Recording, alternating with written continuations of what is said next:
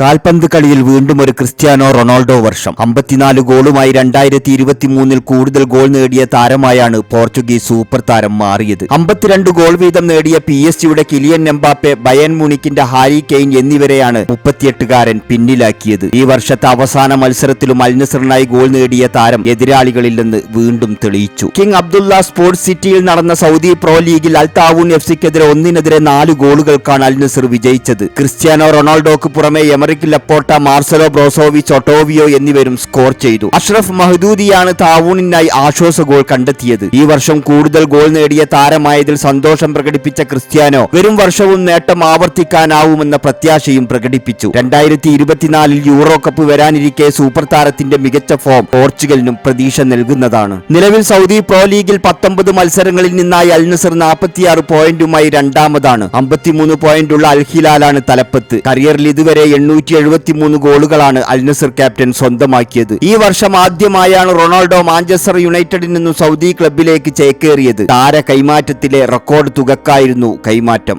നിങ്ങൾ ഈ channel subscribe ചെയ്തിട്ടില്ലെങ്കിൽ ദയവ് ചെയ്ത് ചാനൽ ഒന്ന് സബ്സ്ക്രൈബ് ചെയ്യുക.